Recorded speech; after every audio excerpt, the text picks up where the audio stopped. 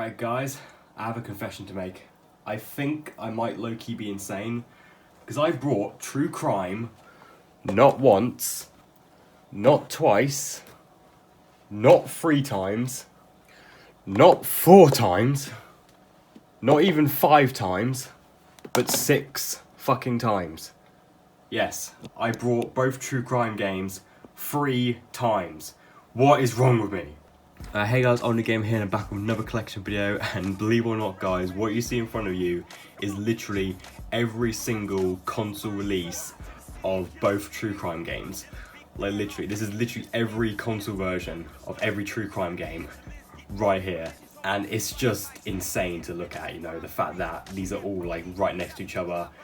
It's just insane. I mean, I know like these games were also on PC and Mac as well, but I'm not even gonna bother. I'm not even gonna bother getting those because I think, you know, this is enough. Yeah, this is enough true crime for one person to handle.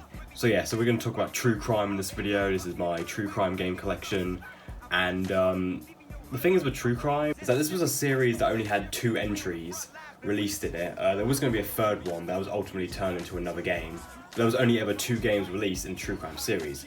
Streets of LA in 2003 and New York City in 2005.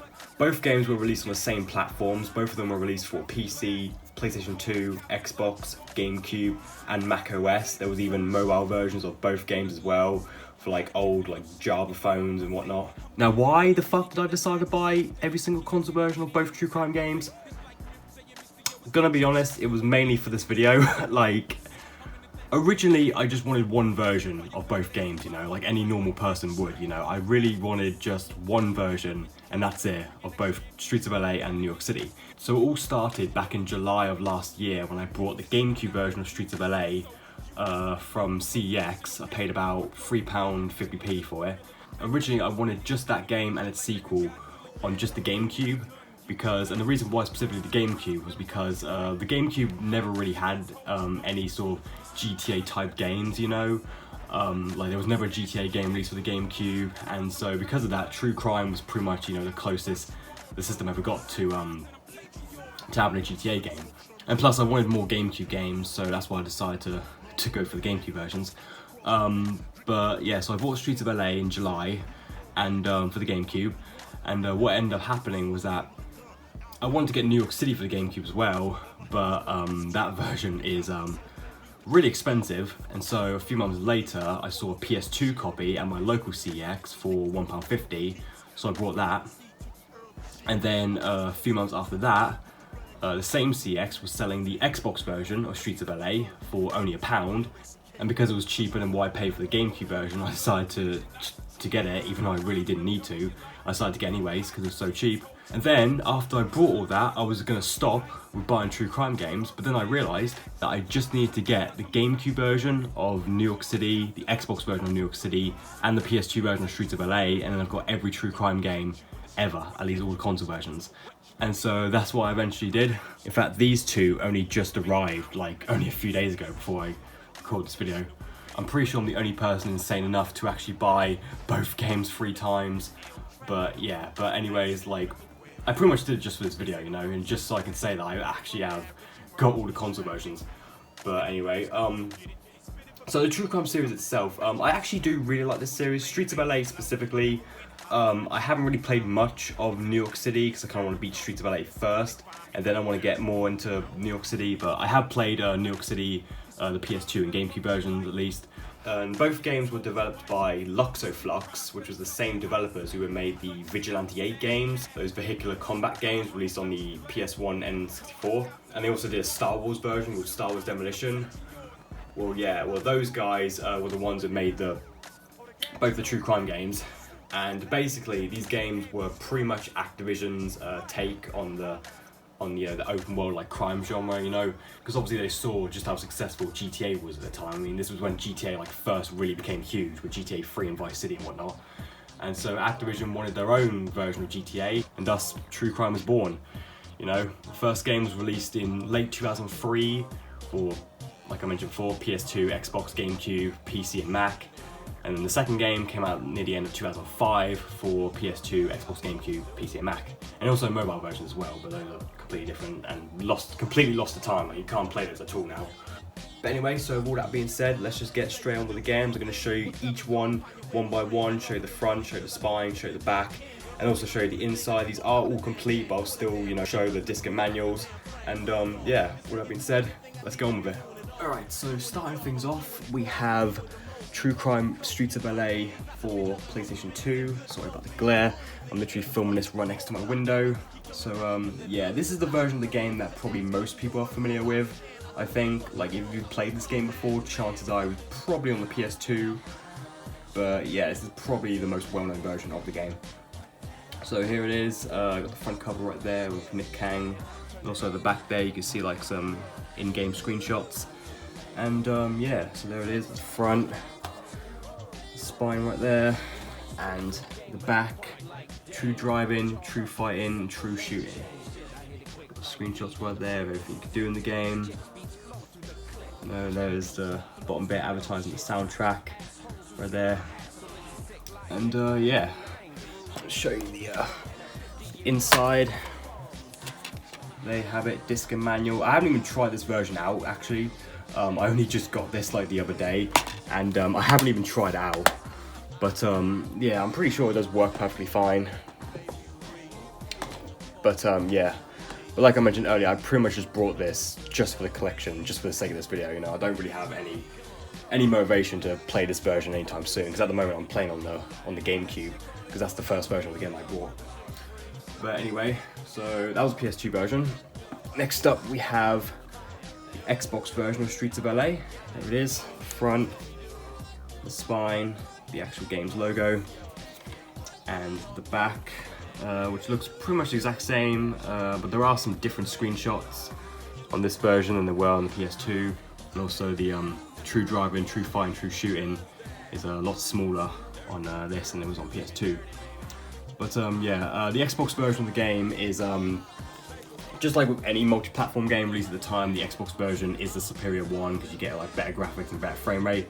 Not to mention, this also has custom soundtrack support, which a lot of Xbox games had back in the day. Basically, if you rip some songs onto your Xbox hard drive from a CD, you can actually play them in the game, which is a really, really awesome feature. Which unfortunately doesn't work on the 360. This game is backwards compatible with the 360, but the custom soundtrack support just flat out doesn't work. So even if you have songs ripped to your 360's hard drive, it still won't work when playing this on a 360. And not to mention as well, when you do play this on the 360, it has a lot of like frame rate issues, especially like during the driving sections.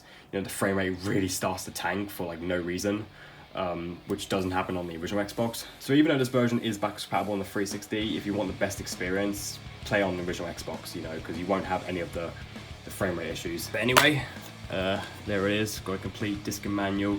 Originally when I bought this, it didn't actually come with the manual, it came with two of these Activision games catalog booklet things, but I did later on buy a manual separately on eBay from a seller who's selling just a lot of original Xbox manuals.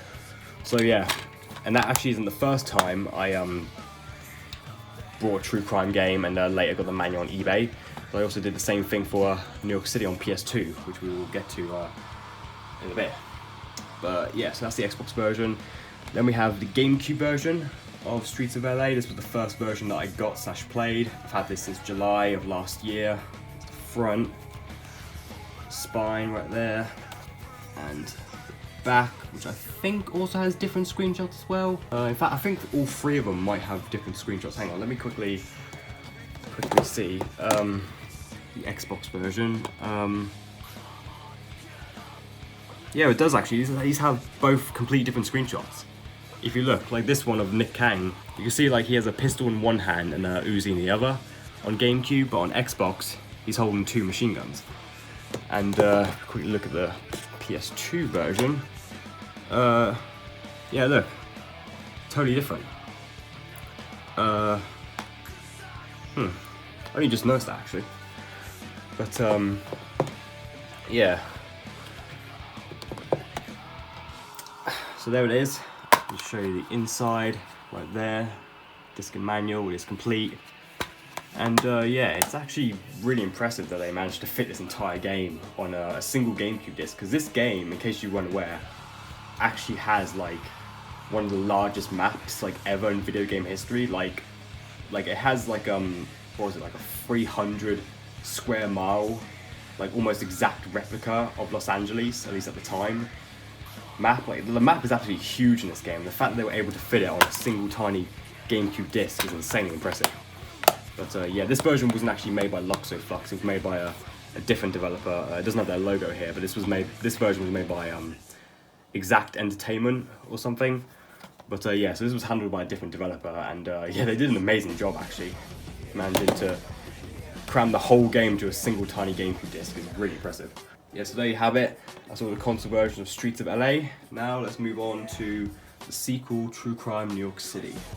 Alright, just starting off with the first version of the game that I got back in November, the PlayStation 2 version right here. I got CEX for £1.50. There's the front, Marcus Reed on it. There's a spine right there. And the back, on this one it says True Conflict, True Power, True New York. And even though this game isn't as big as Streets of LA, like this one's only about like 20 square miles I think, compared to like 300 in Streets of LA. This one is definitely a lot more like graphically detailed than Streets of LA. Like, this game like is a lot more detailed than the previous game. But yeah, got it complete once again. This one I did buy the manual separately on eBay, just like Streets of LA on Xbox. But initially this one didn't come with one, but now it does. Alright, and then we have the Xbox version of Streets of LA. This one I literally just got in the post like the other day, and this one's still actually got an older Game Station sticker on it.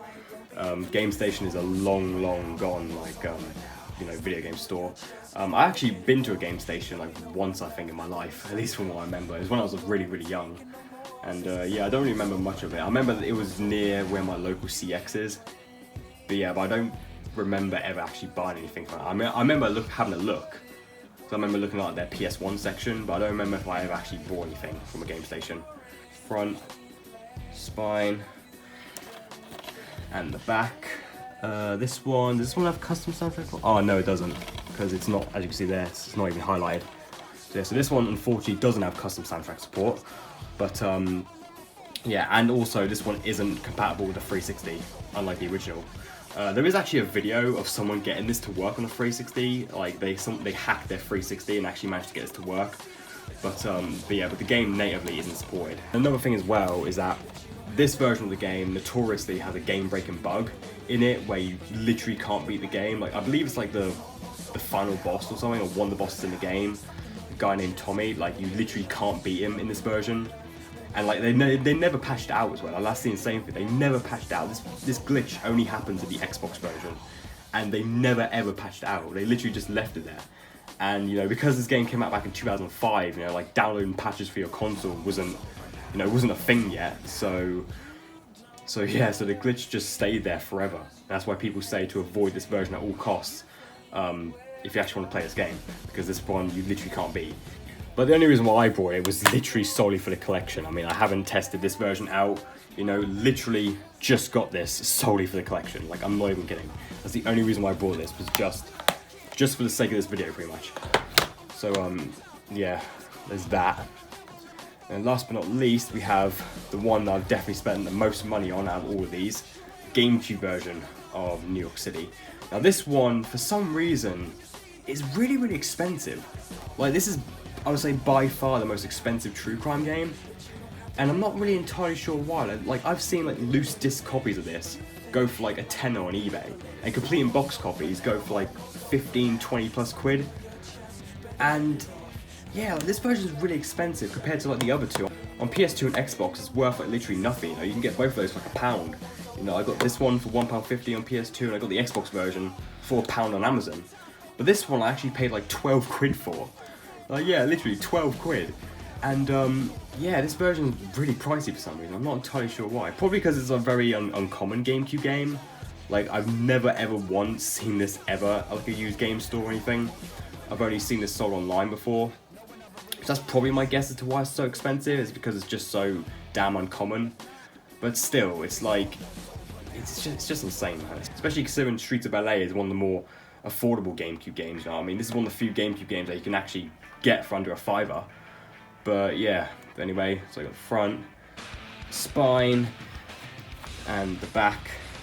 Same screenshots, I think. Unlike Streets of LA, I'm pretty sure they just reuse the same screenshots for all 3 versions. And yeah, this one I actually have tried out, but I only played about like 15 minutes or so of it. I couldn't get any further into it because the game requires 12 blocks of memory card space, and my only GameCube memory card that I own at the moment only has about 8 blocks left. So yeah, so I'm going to need to get a new GameCube memory card if I want to play any more of this. But which for the time being I probably won't even bother, because if I do want to play this game again, I'm more likely going to play the PS2 version again, because that was the first one I bought and the one I've spent the most time with. But yeah, but anyway, got it complete, as you can see right there. My one has a crack in the case, as you can see. This bit right here is completely chipped off the case, so it won't even close properly, and there's like massive holes in it. And yeah, but other than that, it's in pretty decent condition. And yeah, by far the most expensive True Crime game. I mean, I don't know about how much the PC versions of both of these games are going for and the Mac versions, but in terms of the console versions, this one's hands down the most expensive, like hands down, no question about it, you know. But anyway, so there you have it. That is literally every console version of every True Crime game. So I hope you guys enjoyed this video. Let me know in the comments, like, which game do you prefer? Do you prefer Streets of LA or New York City? Which one's your favourite? With all that being said, I hope you guys enjoyed this video, and yeah, please like, subscribe, and peace. See you guys in the next one.